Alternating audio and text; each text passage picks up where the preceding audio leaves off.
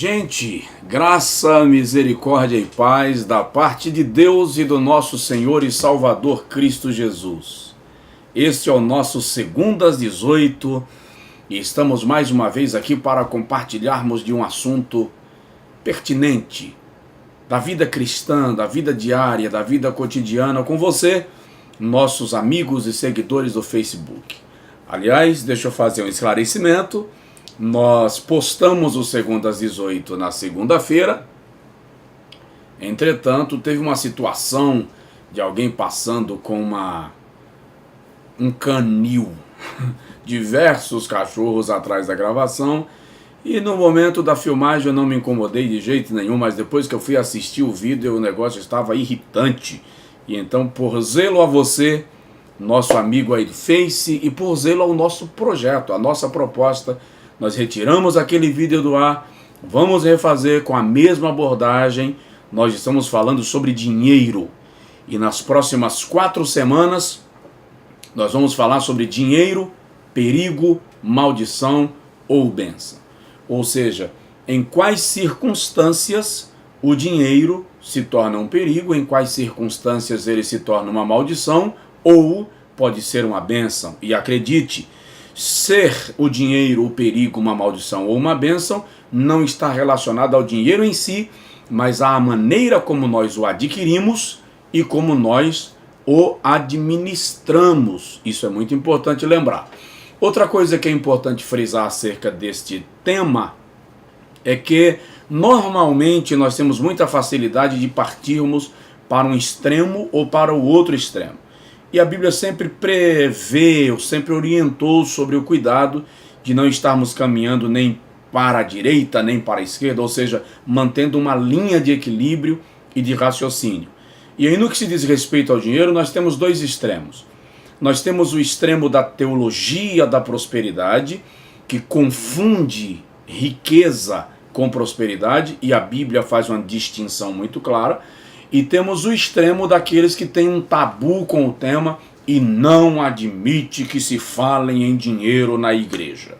Então, primeira abordagem que eu quero fazer é sobre o extremo da teologia da prosperidade, que confundiu, repito, riqueza com prosperidade. Biblicamente, prosperidade é um conjunto de fatores harmoniosamente relacionados para proporcionar um ambiente salutar, um ambiente saudável.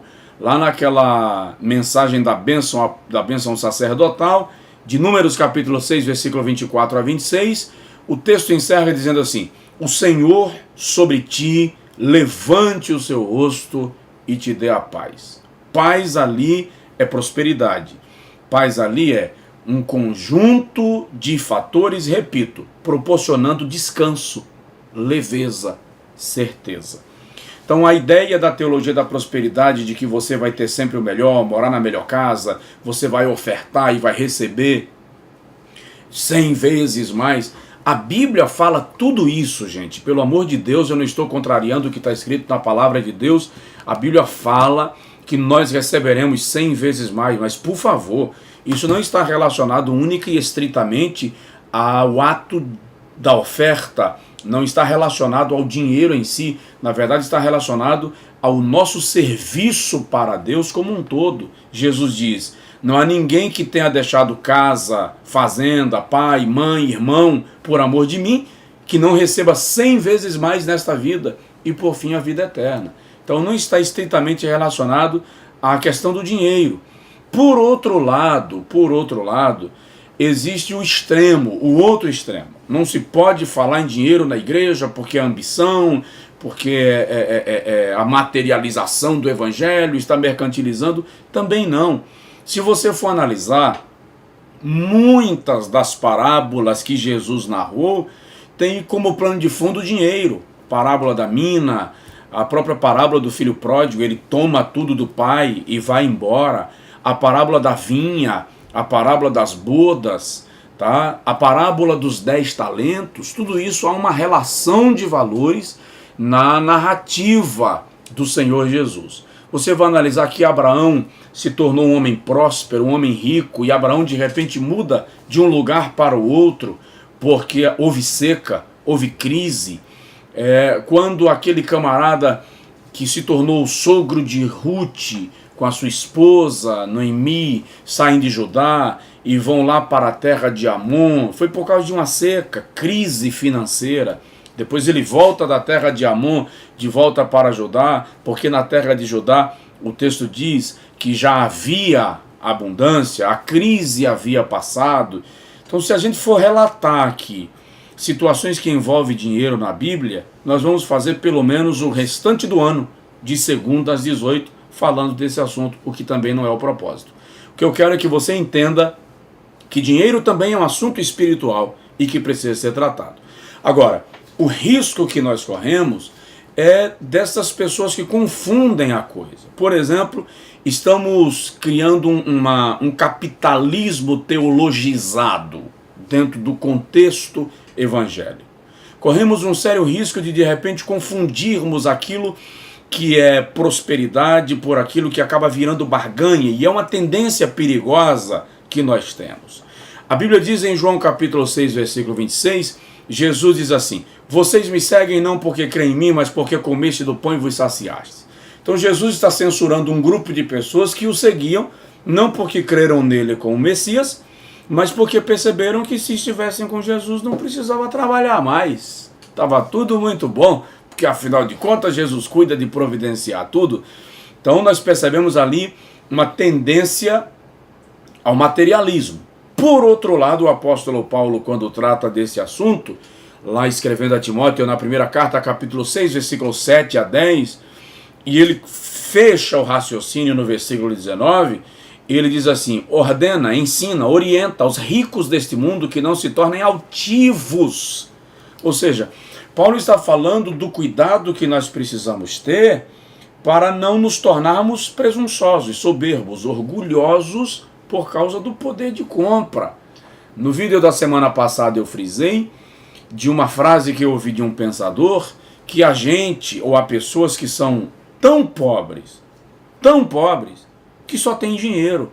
Ou seja, não podemos confundir e achar que porque o indivíduo é rico, ele é próspero, porque eu conheço gente próspera que não é rica.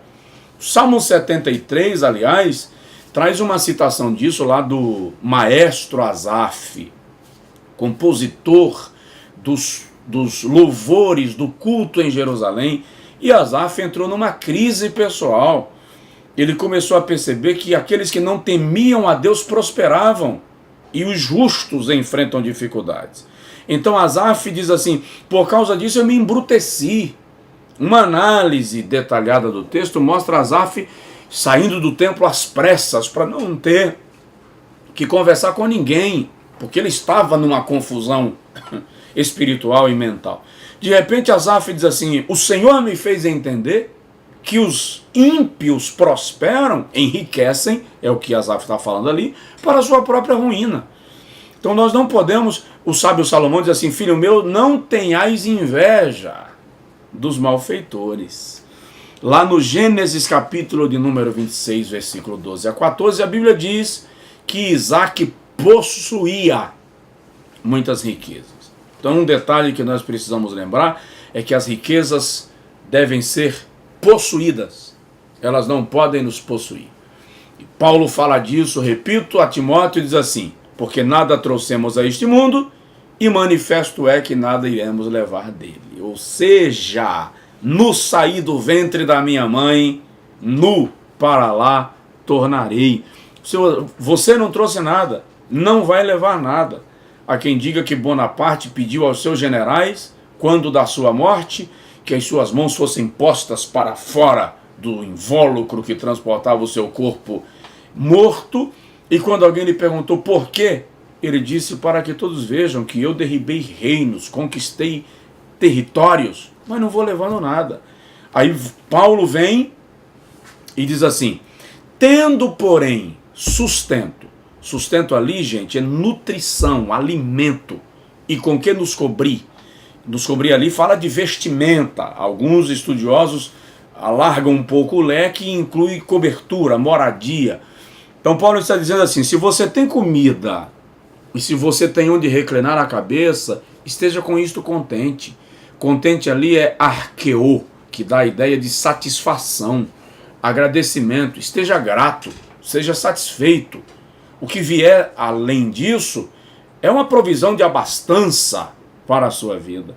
Aí o salmista diz assim, o apóstolo diz assim, mas os que querem ser ricos traspassaram a si mesmos, caem em concupiscências loucas e nocivas, que submergem os homens na ruína e na perdição. Tá? Paulo está falando aqui da ambição desesperada das riquezas, e quanta gente que cai em tentação, em armadilhas, em apertos, por causa do desespero da riqueza. E o apóstolo conclui o seu raciocínio dizendo, porque o amor ao dinheiro é raiz de toda espécie de males, e muitos nesta cobiça desviaram-se da fé e traspassaram-se a si mesmos com muitas dores. Nós estamos vendo o tempo inteiro pessoas se perdendo o foco, seja no mundo artístico, secular, no contexto evangélico, religioso, no mundo dos esportes, do atletismo. Quantos líderes também evangélicos, líderes religiosos, que se perdem por causa da ambição, do amor ao dinheiro, do apego ao dinheiro. Então, querido, neste 2/18, vamos pensar nesse assunto e nos tornemos administradores dos bens, possuidores daquilo que Deus nos dá. Eu não estou pregando ou fazendo apologética da pobreza ou da miséria. Eu estou querendo lhe mostrar que nós não podemos confundir riqueza material com prosperidade, porque prosperidade é um conjunto. No próximo 2/18, eu vou lhe falar sobre quando o dinheiro é um perigo. Deus te abençoe. Se você quiser esse material com mais detalhes, mais amplo, entre em contato com a nossa editora. Aparece aí o endereço virtual no seu vídeo e você pede lá a série Dinheiro, Perigo, Maldição ou Bênção. São 4 DVDs, bem mais amplo o assunto, é óbvio.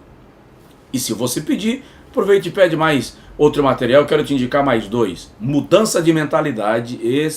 Essa mensagem vai fazer uma provocação na sua mente. Liberte-se da vítima que há em você. Extraordinária. E indico mais um, portas que Deus abriu. Há portas abertas para a nossa vida. Deus abençoe. 2/18, fique com a gente. Boa semana.